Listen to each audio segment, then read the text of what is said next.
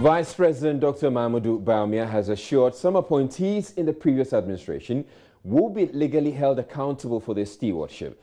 The assurance comes shortly after former Deputy Education Minister in the John Mahama administration, Samuel Kwadwo Bonilla, dared the current administration to act swiftly and prosecute his colleagues found to have engaged in corrupt acts. Well, government appears to have accepted the challenge. Dr. Bonilla, at a consultative forum on agriculture underway at the Pediasy Lodge at Afriyie, said the Mahama-led administration orchestrated what he described as 419 projects and activities whose value for money will soon be tested in court. We know a 419 scam when we see one, and that unfortunately was the hallmark of the administration of former President Mahama. Ghanaians will find out more soon, very soon, as people are held legally accountable for all these scams. With the record that the former president has in the area of governance, it is incredible that he would have the effrontery to talk about 419 scams. Former President John Mahama at an NDC unit walk in the Central Regional Capital, Cape Coast, also took several jabs at the Kwadwo-led government, which he says, among other things, is shortchanging Ghanaians with the National Digital Addressing System. He described the Ghana Post GPS app as pitiful and embarrassing and demanded prosecution of those behind it. Otherwise, how can you launch a Google GPS system that is freely available on our mobile phones and say it's a national addressing system? You know, and it's such a pity. You know, why will you embarrass the president so much? You go and take a whole president and bring him to launch a system that is essentially 419. But Dr. Bonilla disagrees. He said he found it incredible that the former president would talk about 419 scams. We have spent $2.3 million on the National Digital Property Addressing System, and I dare say it is money well spent for the benefit of all Ghanaians. It is not money finding itself into the pockets of a few cronies. We did not spend it on guinea fowls or bus branding or overpriced mansions and contracts or ghost roads. We have spent it on something productive. As a result, Ghana has an excellent digital addressing system. If the former President Mahama can take care and some time just to read and learn about it. It was developed by Ghanaians, and we should collectively take pride in their work and not try to pull them down. Work is proceeding. We are motoring on, and the National Digital Property Addressing System will be implemented with the physical tagging of every house next year, as well as the synchronization of the digital address of each property with the address on the utility bills of the property. I should note that propaganda did not help the former President Mahama when he was in government, and it is certainly not going to help him in opposition. Well, on the forum itself ongoing at Pediasy, the government has rolled out a comprehensive policy on agriculture that aims to ensure food security for the country and further contribute to the economy. The plan, among others, focuses more on provision of needed seedlings and logistics to planting for food and jobs policy. The plan also covers the provision of warehouses and factories for value addition.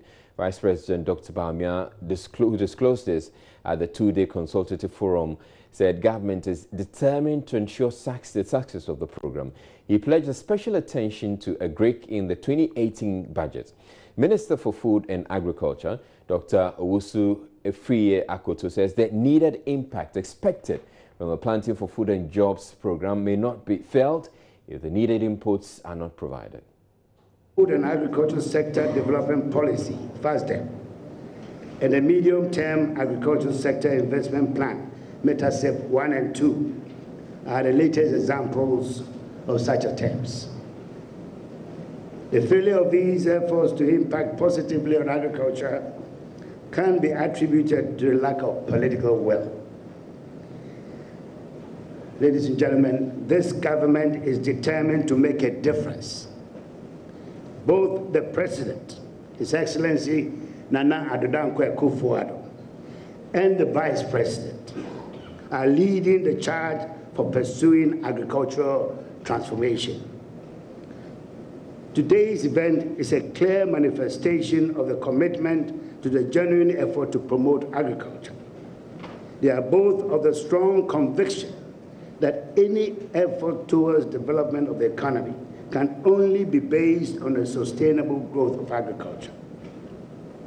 The next 2 days offer the opportunity to examine the relationship between agricultural infrastructure, on-farm technology transfer, agricultural research, marketing, agro-processing, and value addition. In other words, the complete gamut of activities aimed at driving the sector to ever-increasing growth. All these activities on the ground are led by the flagship Planting for Food and Jobs,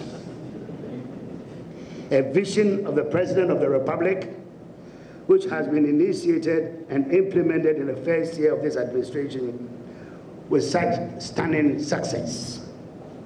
Even in its pilot stage, this year, 2017, with a focus on 200,000 farmers, it is clear that it holds promise.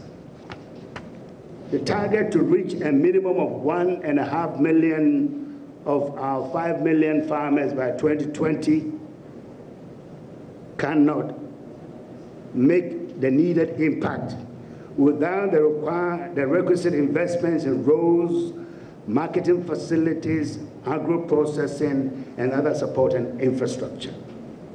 That is the reason why such talent, expertise, and experience have been assembled this morning to consider issues and how they can be harmonized to produce the maximum results to the benefit of the farmers of Ghana and the people of this country. Police in Tema are currently investigating circumstances leading to an attack on the Tema N toll booth on the Accra-Tema motorway Sunday night.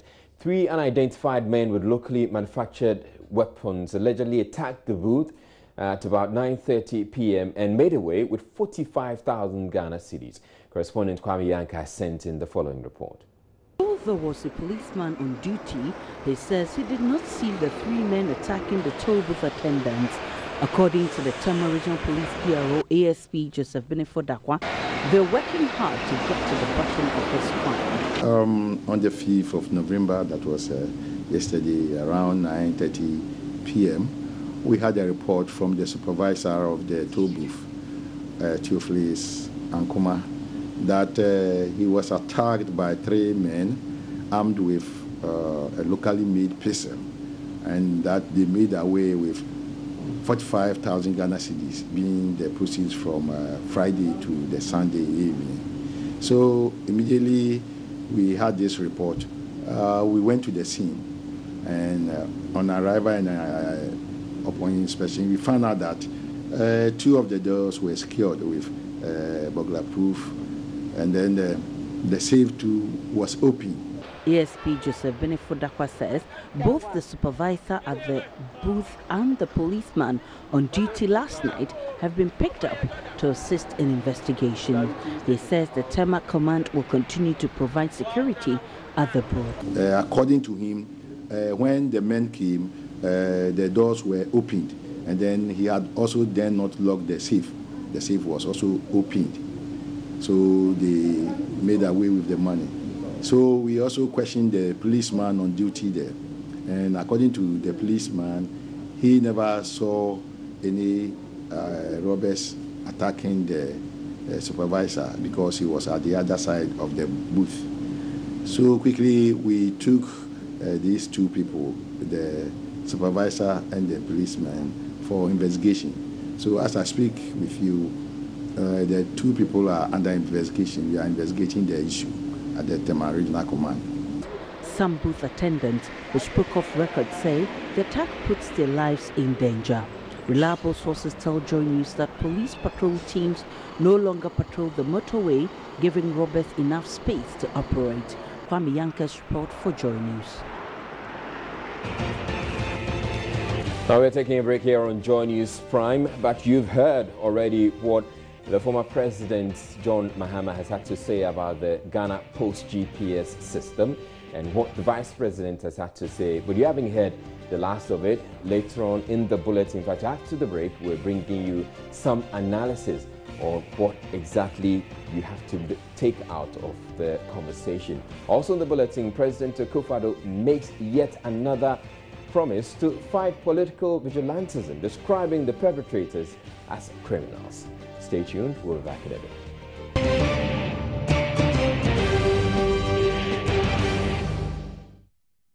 Welcome back to Joy News Prime. We're going back to our earlier story on the back and forth or the banter between the former president and the vice president. Now, Dr. Bawumia at a forum on agriculture underway at the Pediatric Lodge has been making some comments, and it comes on the back of some comments by the former President John Mahama at Cape Coast.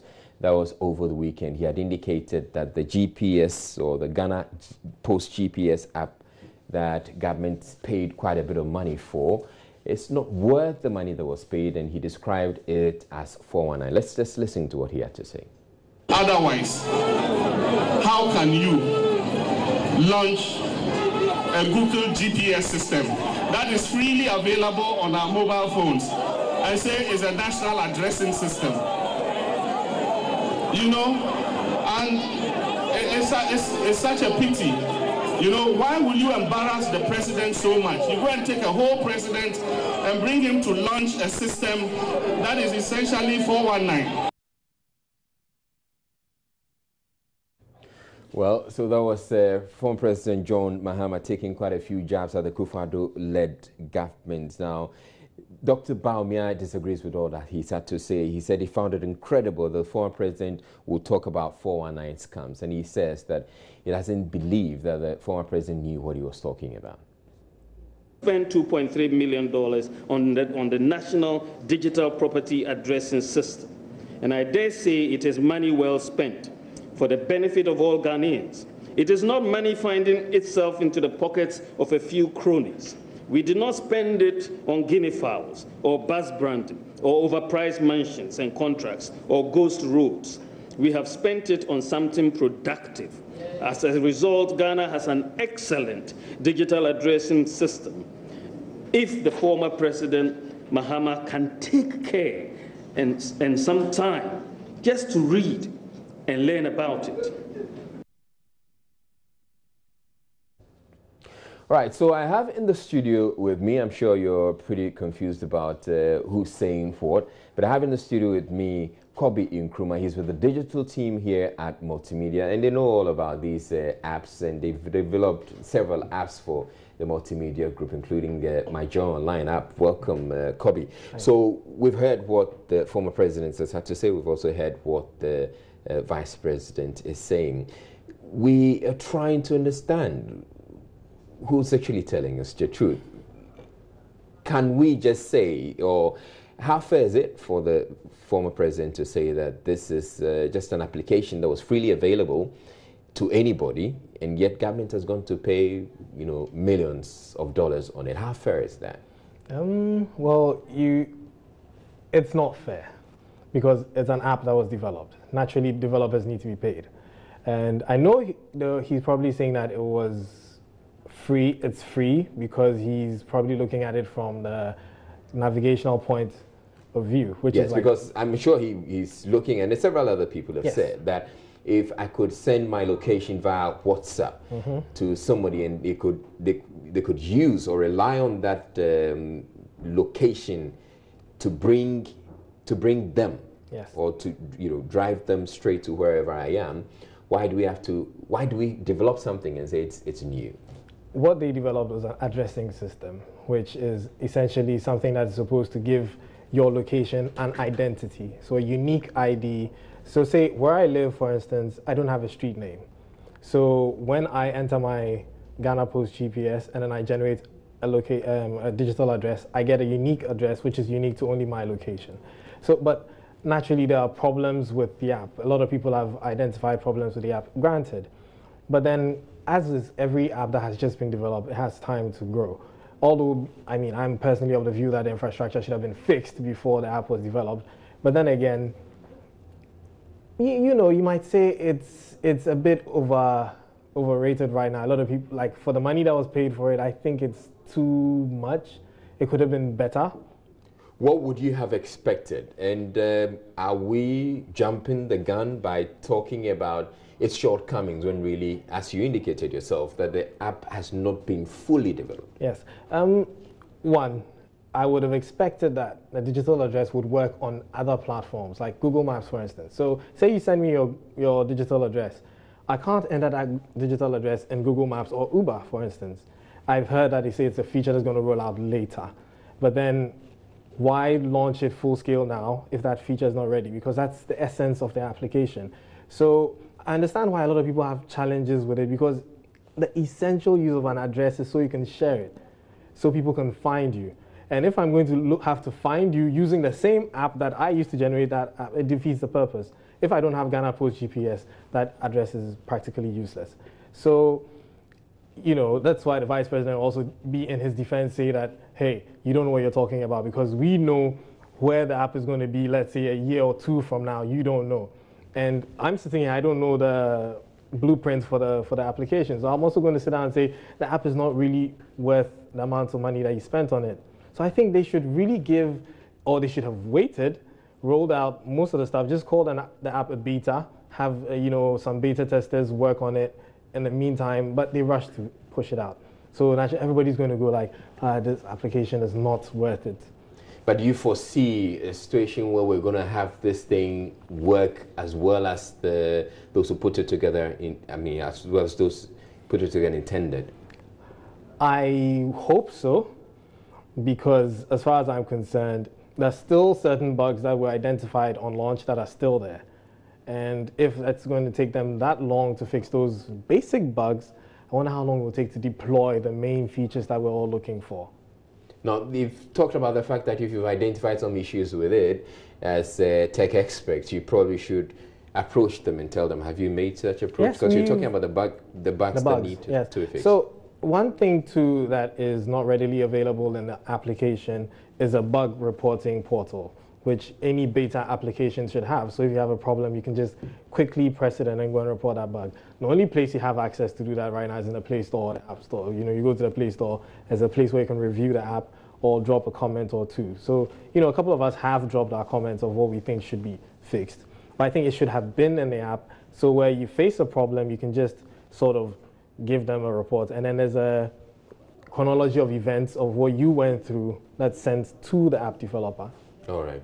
Okay, thank you very much, Coby Nkrumah. Coby Nkrumah is with our digital team here at Multimedia. But staying with this, former Information Minister Murtala Mohammed has responded to Vice President Dr. Marmaduke Bonilla, saying his comments on prosecuting appointees of the erstwhile administration exposes the Vice President's ignorance. Now, we've been speaking They've been speaking on the poll since the prosecutions on the cases referred to by the Vice President were commenced by the John Mahama administration and deserves the credit. He's also urging the current administration to respond to allegations of misappropriation at the Agriculture Ministry to the tune of over 17 million cedis and government's purchase of 2017 dairies. You go to court with two things. One, you go to court with evidence, and the evidence will be supported by law. Now, if the president himself admitted that a lot of the allegations that people make, you get into those allegations and you realize that there is nothing at all about it. We were told in this country that the president spent, the former administration spent over bloated, if you like, the rich hospital. Now, we don't know how much is being spent on it. The Minister of Health didn't even see anything wrong with changing even the placard and embossing his name. Now, we sit here today. The president and the vice president told the people of this country that we spent 10 million Ghana cedis in printing diaries. I don't know whether Multimedia and Joy wouldn't want to find out how much was spent in printing the 2017 diaries. These are the questions. So we agree that every government must prosecute people who engage in wrong. But can I find out from Dr. Bonilla, are they interested in investigating the 2.25 billion fraudulent and dubious bond in which we still do not know who purchased the 5%? Are they interested in prosecuting and investigating to find out what happened at Boss? Are they interested in finding out from us, and I'll find out from Joy, that the Minister for Agri told us that they spent over 16 million Ghana cedis fighting so-called armyworm infestation. And out of it, an outrageous 8.4 million was spent in what they call media sensitization. The last time I checked, I watch your TV, your station all the time. You didn't run a single advert on that, not a single media house, either print, electronic, indeed ran any sensitization adverts. The Minister for Agri told us that they did that. Now, well, the former Deputy Information Minister has also backed calls by former President John Mahama that persons behind the Ghana Post GPS application be investigated as they believe the $2.4 million address system purchased by government is fraudulent. You have spent over $2 million in buying a Google app. Now, I listened to Dr. Baumia, and frankly speaking, I empathize with him. He's still not finding the transition between a running mate and a vice president. As a matter of fact, he's an apology of a vice president. Really? And he has demonstrated that time and again. You remember, he claimed, and I'll tell you why. But you can't just make disparaging comments. No, it's not disparaging. I mean, he sees nothing wrong. Absolutely. He's not able to see the transition between a vice president and a running mate. This same person told us that the GPS system that they were doing, that it will be more sophisticated. No, but the explanation he gives, you see, what the former president said is that how are we spending $2.5 million on an app? Now the vice president is saying that this is not just an app; it is a system. It's an address, digital address system. I listened to yours. Look, I'm an ardent listener to Joy. I must be very honest, and I say this all the time. I listened to Joy. He couldn't provide a debunk of evidence. He couldn't even explain. What we're simply saying are the very things that he reintroduced. We are saying that all the features he's talking about are on Google Map. But the Google Map, for example, he says that it will not confirm an address. What confirm? So the Google Map cannot say that Murtala Mohammed lives here. If you put in an address, the Google Map cannot. Do you know the palpable lie he even told on that? He said that all landed properties in Ghana, go and I challenge you to test it live on your program. All landed. But you know. We're taking a break here on Joy News Prime, but still adding the bulletin from Saudi with tales of horror. They tied both hands and hit him until he was weak and then beheaded him.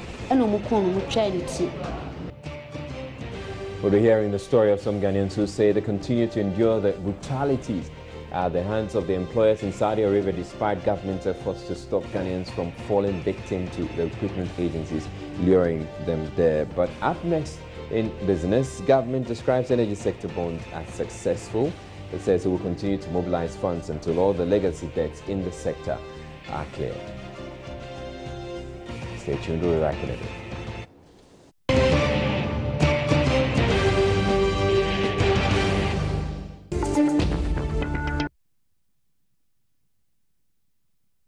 Hello again, good evening to you. Welcome to business. Now, we would continue to issue fresh bonds until all the debt in the energy sector are cleared. That's the assurance coming from the created company to help clear the energy sector debts known as ESLA PLC.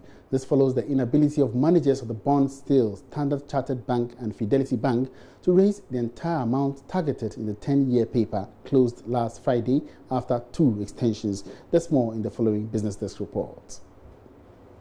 According to a statement issued by the ESLA PLC, managers got 2.79 billion cedis worth of bids from investors but accepted 2.2 billion cedis as against a target of 3.6 billion cedis. This confirms an earlier report by Joy Business about the inability of managers to secure the amounts targeted in the 10-year paper. Putting the two bonds together, that is the 7-year and 10-year bonds, managers raised 4.7 billion, 1.4 billion cedis short of the target. The managers have also accepted to pay investors an interest of 19.5% over the next 10 years. This would translate into about 456 million cedis being paid every year. On what would happen to clearing all the 10 billion debts, ESLA PLC in the statement maintained that fresh bond issuance would however, be based on favorable market conditions and adequate levels of energy debt recovery levy flows, adding that subsequent issuance will continue until the total debts are cleared. Now, Finance Minister Ken Ofori-Atta has charged the Ghana Revenue Authority to ensure they leverage technology to enhance revenue collection. According to the minister, Ghana's current tax-to-GDP ratio is hovering around 16.5%, which falls below the standards. Ken Ofori-Atta, who was speaking at the 38th Annual Technical Conference of the Commonwealth Association of Tax Administrators in Accra, noted this is as a result of the abolishing and reduction of some taxes in the 2017 budget. Established by a decision of Commonwealth Finance Ministers, the Commonwealth Association of Tax Administrators helps member countries through conferences and training to develop effective tax administration systems. Addressing the media at the 38th Annual Technical Conference of Qatar, Chairman of the association, Sudamo Lal, said effective revenue mobilization was key to poverty eradication among member states. All the governments need resources for economic development of the country and poverty alleviation, and this is the common problem with all our countries. To enhance revenue or to optimize revenue without raising the rates, without creating the new taxes, is the mantra for all the tax administrators. And in that thing, the introduction of the technology, the automation, and the electronic delivery of services is the most important thing, because it creates the universal coverage, because it simplifies the processes, and it widens the tax base and it deepens the tax base. Commissioner General of the GRA, Kofi Nti, noted the authority is looking to create a digital base that will allow for wider revenue collection. We want to start a process of being able to build a database of taxpayers. Say that when I key in your name, you should come out of the database and be able to tell me, Ms. Sheila Tamaklu, in 2014, you paid 100 Ghana. In 2015, you paid 300 Ghana. In 2016, you paid 600 Ghana. Then in 2017, you paid 320 Ghana. When I looked at the fact that you've moved from 100 to 300 to 600, and all of a sudden to 720, I would say maybe you are hitting your plateau, you are plateauing off. I would try to understand. So that we as tax administration will be able to know of the taxpayer. What we want to do is that we want to know the taxpayer and the things that concerns him and his needs, and to address them. Whilst doing that, they address the nation's national resource mobilization support going forward. The ongoing Commonwealth Association for Tax Administrators Conference is attended by tax experts from Commonwealth countries and is expected to last for 5 working days. Sheila Tamaklo, Joy Business.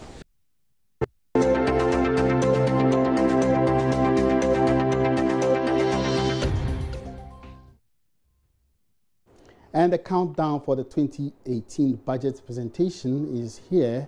And in our first in the series of Budget Watch, the Ghana Revenue Authority, GRA, says it expects to clamp down on tax evasion with the introduction of point-of-sale devices to be announced in the upcoming budget to be presented on the 15th of this month. Speaking to Joy Business, the Acting General Secretary, Acting Director General of the Ghana Revenue Authority, Emmanuel Kofinti, however, assures revenue targets for this year are on track at 96.4% so far. In this coming budget, I believe there will be the consolidation of the ideas which have been expressed in the 2017 budget. And it's aimed, we will be taking of more efficiency dimensions of the tax. I know in this budget, I believe issue of the electronic point of sale introduction may feature into the budget, and so it may be there. And other modes that will help make the tax system very efficient and at the same time economical, and having a system that's value for money centered. What about your targets going forward in 2018? Initially, you mentioned a certain amount. Could you highlight on it? we believe that a realistic target is what has to be informed in the budget. We may be looking at something over 40 billion, but that's how I said we may be looking at something over 40 billion. But the actual number has to come from the minister as my boss. And when he says it, I say, yes, sir. I'll play my part so we achieve. And so far for this year, are we on target?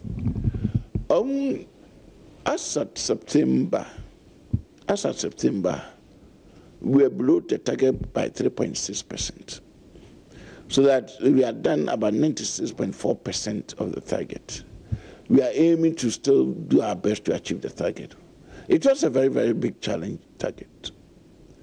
And there are messages out there that if we achieve, some people say, then the World Bank said, you bring others to come and learn from us.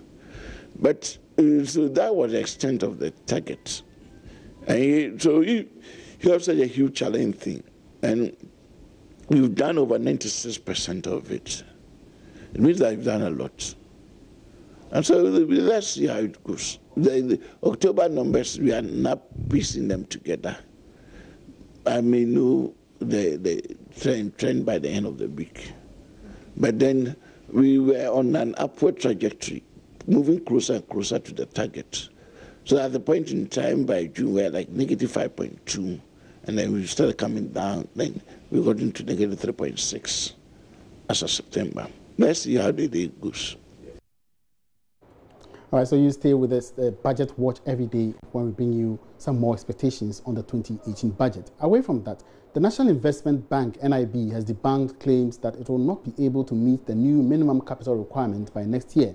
The Bank of Ghana is currently implementing the new minimum capital requirement for commercial banks and expects all banks to meet the payment deadline by December 2018. Speaking to Joy Business after a breakfast meeting with customers, Deputy Managing Director of the bank, George Alfred Thompson, said rumors circulating that the bank would not be able to meet the new minimum capital requirement should be treated with a pinch of salt. Yeah, I told our customers, and the truth is that there were newspaper publications running all around. And the truth about it is that there is no sit-down or discussions about a takeover approach of NIB. NIB is fully assured that we are more than ready to recapitalize. By first quarter of next year, 2018, we are going to get our 400 million, and we are going to give government the 400 million to show them that we'll be one of the first banks to recapitalize. We are going to work harder to make sure that we satisfy our customers, and our customers will have more confidence in us. So worst case scenario, are you going to opt for merger and acquisition? Not at all. As I said earlier on, we have the funding. We've put all the parameters in place, and the funding is ready for NIB to move ahead. So definitely early quarter of next year, we are going to give government the 400 million they need, and they require the minimum capital.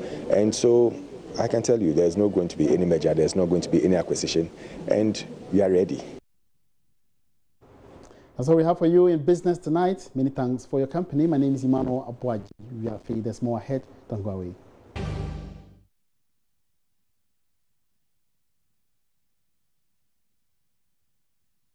Welcome back to Joy News Prime. As part of its mandate to provide quality municipal services to city dwellers, the Accra Metropolitan Assembly has signed a memorandum of understanding with the Land Valuation Division of the Lands Commission.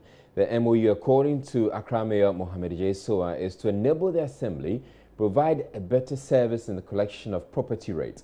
He attributed the loss of substantial revenue over the years by the Assembly from property rates to its inability to revalue properties in its jurisdiction. We have invited the media here as part of public education so that in the event that city dwellers get their new bills which have changed, they will be well informed that it's as a result of their properties being revalued. Many areas in Accra, people have pulled down their structures, single story, and they have built 3, 4, 5, 10 stories. And we still use 2006 base rate to value their properties and charge them. It is in this regard that we want to revalue all these properties. The Accra Metropolitan Assembly has also sought approval from the Ministry of Local Government to conduct this exercise. Now, head of rating valuation at the Lands Commission, Ben Arthur, revealed the Commission has adopted a digital system to speed up work on property rates. He appealed to property owners to assist with relevant information to make the process successful. We would want the general public to readily provide us with the kind of information that we request for, especially when it comes to information as to the property ownership and the mobile contact numbers of property owners.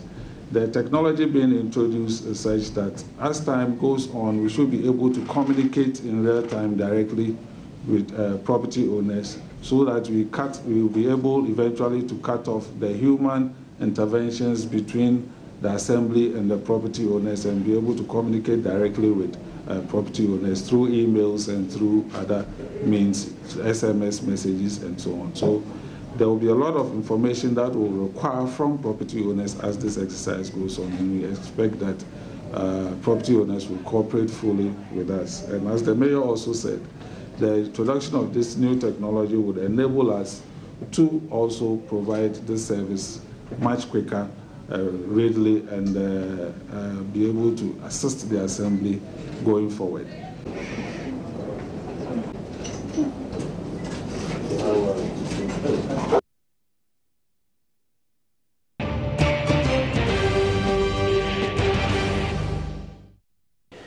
Now, the abuse of Ghanaians recruited as domestic workers in homes in the Gulf has not stopped, despite recent efforts by government to halt the exodus.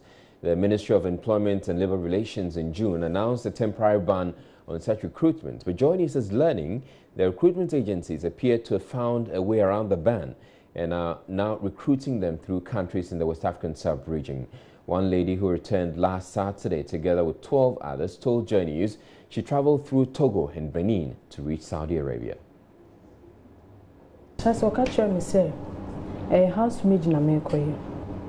The recruitment agent told me I would work as a domestic help in Saudi Arabia. He said I would be paid 900 cedis a month. He also said I could pay him back after 2 months.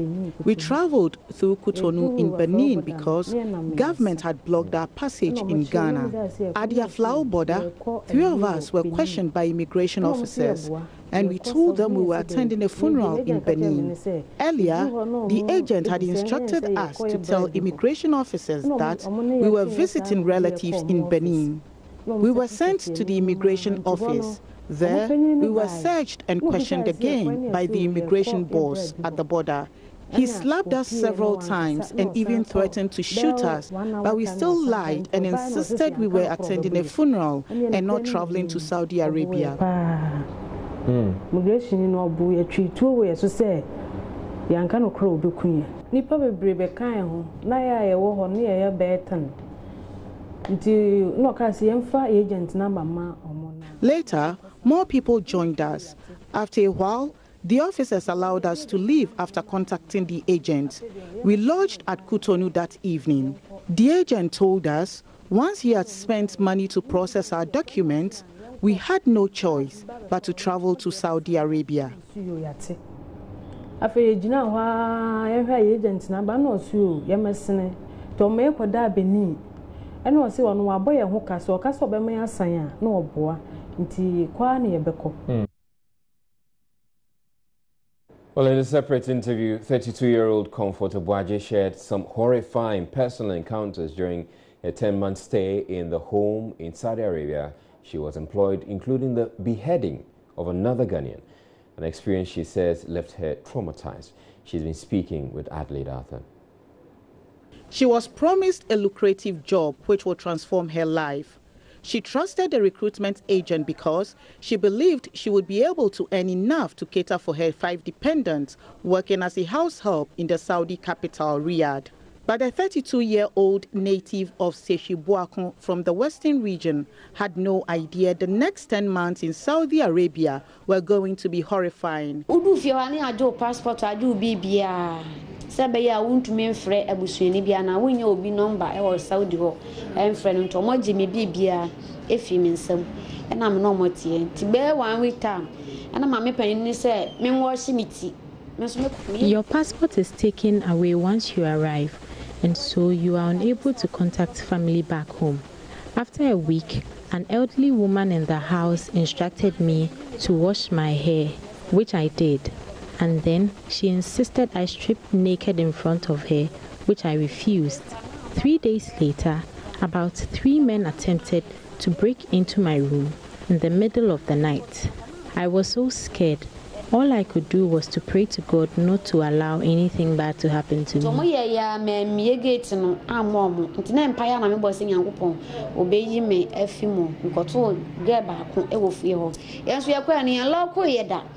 One day, another lady from Ghana and I were locked up in a room, but I could see what was happening in the compound.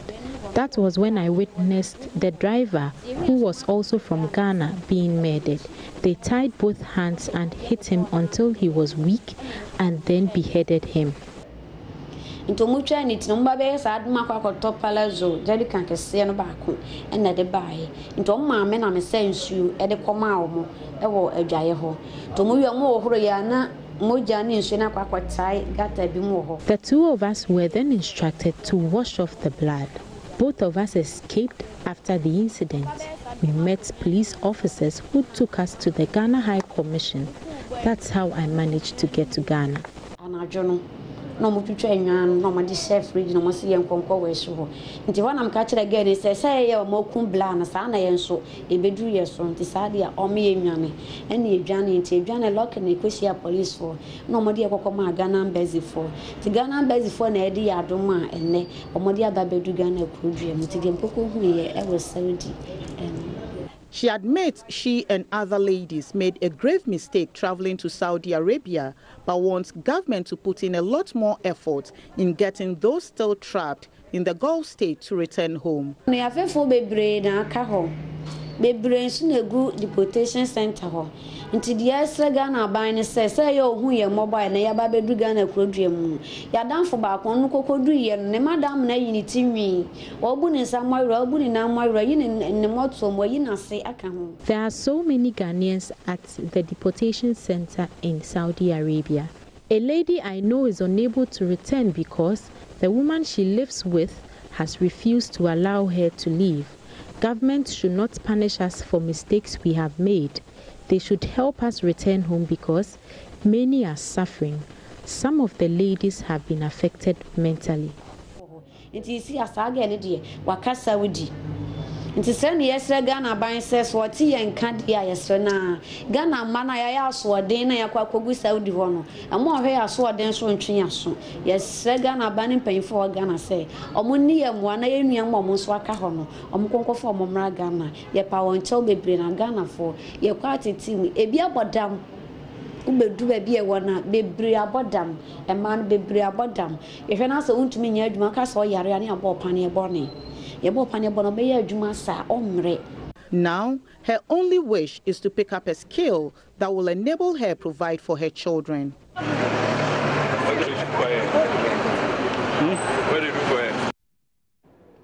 And we keep on hearing such harrowing stories day in, day out. Well, we've been trying to make efforts to reach the government mission or Ghana's mission in Saudi Arabia. We have not been successful yet, but we'll keep on trying to see what we can get out of them. But in other news, it's been close to 2 months since government started the implementation of the flagship free SHS program. More than 400,000 students from across the country are benefiting from the initiative. The policy, though, has come to reduce the burden of parents. It's fraught with several challenges. On Joy News Agenda today, Rafiq Salam tells the story of Kalio Senior High Technical School, where students are using uncompleted structures as classrooms and wire boards placed on cement blocks as tables and chairs. 606 students were admitted at the Kalio Senior High Technical School for the free HHS, bringing the total student population of the school to 1,452. Prior to the implementation of the free HHS policy, the school was offering 3 elective courses, namely agriculture science, technical and vocational studies. They then applied to the Ghana Education Service to enable them begin a program in general science and were added general arts. The school has a major challenge in its infrastructure and capacity to accommodate the entire student population. The Keleo Senior High School has few classrooms, works on a one-story building for the home science department have reached an advanced stage, but the contractor abandoned the site due to delayed payment by the Ghana Education Trust Fund, GET Fund. Kwadwo Bonilla is a first-year student of the school. Our classroom is very bad. We don't have lights, we don't have fan, and the floor too is not well plastic, so we are just suffering here. Even we don't have blackboard. The blackboard we are using is plywood. We use some battery to paint. So whenever the teacher is writing on the board, he always becomes dirty. So it makes our learning very difficult. A more worrying issue is the inadequate furniture at the school. Some of the tables or chairs have crooked stands. The cruel reality is that some of the students place wawa boards on cement blocks, and these serve as tables and chairs. Ibrahim Jara says awkward sitting arrangement is having a serious effect on their health. We are using the dining hall tables and chairs to sit, even to the extent that if they give us exercise or something like that, even if you don't know anything, but the way you sit, you can't even write. Sometimes we just lie on the table and write. If not, you can't get space to write. Headmistress of the school, Pogna Patricia Jere, has another worry: finding teachers for all the subjects. This class, for example, is supposed to have mathematics, but there is no teacher. The teachers are not enough to take all the different areas to teach us. If some of the courses, such as core maths and elective maths, our master, some of them, they are not there. So they used to say other teachers to come and teach us. So when they are also having class, that's how we will just sit down until after their class, they will just come and help us. Means we are just parasiting like that. However, Patricia Jere said she is working to fix it. Before the program took off, they have to come and assess the school to see whether we have teachers, the resources are there for these programs. And it was commended that we had the resources. But of late, there was some challenge. And just recently, a maths teacher, because of some trouble that came in, has to be released back to the district office. So that is where the challenge is coming out. So I've released the maths teacher as at now to go back to the district office. Then I'm going to negotiate with the district director and the regional director to see how they can fill this gap for the school. The school also has challenges in accommodating the over 600 new students. A food store and a small teachers' quarters for 5 teachers have been converted into a dormitory. Patricia Jera again. To support the new policy take-off successfully, I pleaded with the masters to get accommodation elsewhere around the town, and I've put in the first year's girls here, 136 of them, to stay here for the meantime, hoping that government will come to our aid one day by providing the accommodation facilities for the school. So this is a master's bungalow as an yesterday staying, but for now the girls are staying here. I've hosted part of the girls in this bungalow. Putting 136 girls in about 5 rooms, are they not congested? There's congestion, but for now, once it's not raining, we are managing for now. And we have even used one of the food stores as a girls' dormitory. So part of them are also there. But it's warm. But it's not raining, but it's warm. It's warm. Once it's not raining and it is warm, well, at least we'll use the yard for now. It's inconvenience for them, but we are all compromising. There's nothing we can do, but we are hoping that the government will come to our aid. I have the hope that they will come to our aid, and then this decongestion will be done, and the girls will be free from being congested in the rooms. Authorities of Keleo Senior High Technical School are breaking their back to ensuring that government's implementation of the free HHS policy is successful. This they have done by rationing students to some uncompleted projects. The onus now lies on the government to fulfill part of the bargain by ensuring that those uncompleted projects are completed. Reporting for Joy News, Rafik Salam, Keleo. So Ghana's High Commissioner to South Africa, George A.C. Boateng, has been in the news for some time now after his comments suggesting that some Ghanaians are more Ghanaian than others. Well, it appears he's not going to be leaving the news headlines anytime soon, especially after former President John Mahama's comments over the weekend about him. Tonight, we recap the George A.C. Boateng story so far. George A.C. Boateng has been trending for quite a while now, and we all know why. Because of MPP that I'm here. So MPP man is my priority. My topmost priority is the problem of an MPP person before any other Ghanaian. Take it or leave it. We're all Ghanaians, but some are more Ghanaians than others. Amidst all the public backlash, George A.C. Boateng stood by his views, drawing full support from the acting chairman of the ruling New Patriotic Party. I believe, as you are saying, he was addressing the TESCOM members. So it is within a context. And therefore, you can't pass judgment except that you've gotten the full text and the context within which he might have said so. The pressure kept mounting until he eventually apologized. The apology hasn't gone down well with many people, with interest rather switching to the signature on the letter. It probably may have been the squared in there. Suffice to say, the minority was dissatisfied and insisted A.C. Boateng be removed from office if he refuses to resign. Remember that we had to, after 48 hours, when he failed to apologize, and we asked His Excellency the President to recall him, to show him the exit. So we are back to that position where we are saying that if he doesn't resign, the President should give him the sack. A photo of A.C. Boateng with young men in NDC t-shirts has since emerged, and social media is having fun with it, with some suggesting it could be the last attempt to demonstrate that he isn't as terrible as he has been made to appear. But President Mahama is not having any of that and maintains the Ghanaian diplomat should have long been dismissed. When they were looking for your votes, I remember Akufo-Addo said, President Akufo-Addo, His Excellency, said, we shall open the opportunities of this country to all Ghanaians, irrespective of your party or your ethnic affiliation. Do you remember he said that? So we did the revolution and he came to power. They say some Ghanaians are more Ghanaian than others. I mean, something like this, you don't call the person to Flagstaff House, draft an apology letter for him and ask him to sign. You sack him at once. Well, since President Mahama is no longer in power, who knows? President Akufo-Addo may just take that as some advice from his predecessor to inform his next move on A.C. Boateng.